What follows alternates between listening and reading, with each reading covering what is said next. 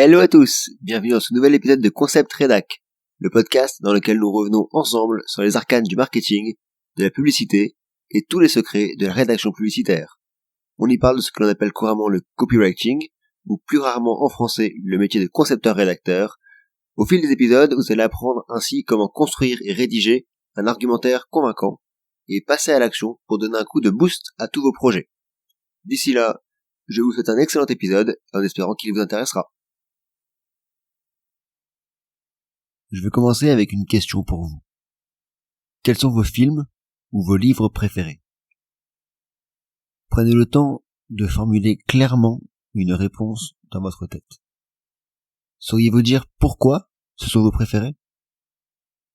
Ce sont très probablement ceux qui ont suscité chez vous une forte émotion. Des œuvres qui vous ont marqué émotionnellement. Cela se vérifie dans de nombreux autres cas. Réfléchissez par exemple à vos souvenirs d'enfance, à ceux qui vous ont laissé la plus grande impression. Ce sont, là encore, bien souvent, des moments chargés d'émotions, pas uniquement positives d'ailleurs, des moments qui sont vraiment basés sur ces émotions que vous avez pu ressentir à l'époque. Nous appréhendons tous le monde à travers le prisme de nos émotions. Celles-ci jouent un rôle essentiel dans chacune de nos prises de décision. Et cela va forcément intéresser les spécialistes du marketing, cela va forcément intéresser fortement les marques. En effet, pour les marques, ça fonctionne de manière similaire. Nous avons tous tendance à nous souvenir de celles qui nous ont fait vivre une émotion. Celles qui nous ont enthousiasmés, qui nous ont surpris, qui nous ont fait rire. On appelle parfois cela le marketing émotionnel. De façon plus générale, nous ne parlons que de ce qui nous a marqué, nous ne retenons que ce qui nous a marqué, et bien plus rarement de ce qui nous a laissé assez indifférents. Par conséquent, les émotions sont le moyen rêvé de marquer les esprits. Il s'agit en fait, d'un point de vue marketing, d'une arme redoutable, et d'un atout qui va forcément être essentiel, qui va être indispensable dans l'arsenal d'un rédacteur marketing. Alors peut-être que vous travaillez sur un projet qui vous tient à cœur, peut-être que vous cherchez à récolter de l'argent pour une association, peut-être que vous souhaitez rédiger une page de vente pour un nouveau produit ou un nouveau service. Dans chacun de ces cas-là, vous aurez tout intérêt à exploiter cette opportunité, à jouer sur les émotions du lecteur ou de la personne qui regarde votre vidéo, puisque le canal vidéo est aussi un excellent vecteur d'émotions. Mais alors comment faire? Comment s'assurer de susciter des émotions chez le lecteur ou chez la personne qui regarde votre vidéo?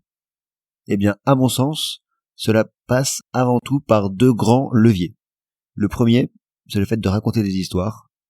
Et le deuxième, ça tient au vocabulaire que vous allez utiliser. Alors pour commencer, raconter des histoires. Alors cela rejoint en partie l'épisode que j'ai fait donc précédemment sur comment raconter une bonne histoire, mais c'est surtout, sans aucun doute, le meilleur moyen de faire ressentir les émotions à votre lecteur. Votre objectif à vous doit être ici d'imaginer des scénarios auxquels vos prospects peuvent s'identifier.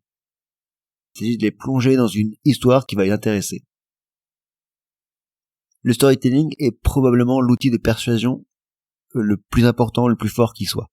Alors autant l'exploiter et l'utiliser au mieux pour induire un maximum d'engagement émotionnel de la part de vos lecteurs, créer du suspense, utiliser des rebondissements, susciter de l'empathie, faire rire. Pour ce faire, vous pouvez créer du suspense, essayer d'utiliser des rebondissements, de susciter de l'empathie, de faire rire, de jouer sur l'humour. Voilà, c'est vraiment différents éléments qui sont très utiles pour travailler le storytelling et raconter des histoires qui vont vraiment être percutantes et marquer le lecteur. Et le second point, ça tient au vocabulaire employé. Quand vous rédigez, que ce soit une page de vente, que ce soit pour récolter de l'argent pour une association, quel que soit votre projet, quand vous rédigez, il faut choisir vos mots avec soin et éviter à tout prix les termes qui vont être creux ou les superlatifs. Par exemple, ne décrivez pas votre nouveau produit en expliquant combien il est beau, combien il est utile, combien il est extraordinaire. Au contraire, appuyez-vous plutôt sur des mots qui vont évoquer des sentiments, des émotions, un ressenti.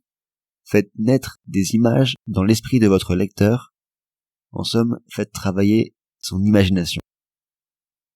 Plutôt que d'expliquer que votre produit est exceptionnel, donnez des exemples concrets qui vont attiser l'imagination de votre lecteur. Soyez précis, utilisez des comparaisons, des métaphores, faites appel au sens de votre lecteur, au goût, à la vue, à l'odorat, à l'imagination de manière générale de votre lecteur. Ainsi, si je vous parle d'une belle pomme, elle ne vous intéressera peut-être pas. Si je vous parle, en revanche, d'une pomme bien rouge, bien juteuse, déjà un peu plus, et peut-être même que vous salivez déjà. De même, ne vendez pas de grandes biscottes, mais des biscottes dorées et croustillantes. Utilisez donc un vocabulaire imagé qui va vraiment faire naître quelque chose, une image, dans le cerveau de votre lecteur. Alors pour résumer donc ce que l'on vient de voir ensemble, quel que soit votre objectif, si vous souhaitez convaincre quelqu'un de faire quelque chose, vous aurez toujours intérêt à faire appel à ses émotions. Et pour ce faire, les deux leviers les plus efficaces sont sans aucun doute d'abord d'utiliser le storytelling pour raconter des histoires qui vont engager votre lecteur, et ensuite d'utiliser un vocabulaire précis, imagé, qui va faire appel à l'imagination du lecteur. Sur ce, j'espère que cet épisode de Concept Redact vous aura intéressé. Si c'est le cas, n'hésitez surtout pas à me le faire savoir, à laisser votre avis sur le podcast, et si vous pensez qu'il peut être utile à d'autres, n'hésitez pas à le partager. On se retrouve très vite pour un nouvel épisode. En attendant, portez-vous bien et à très vite.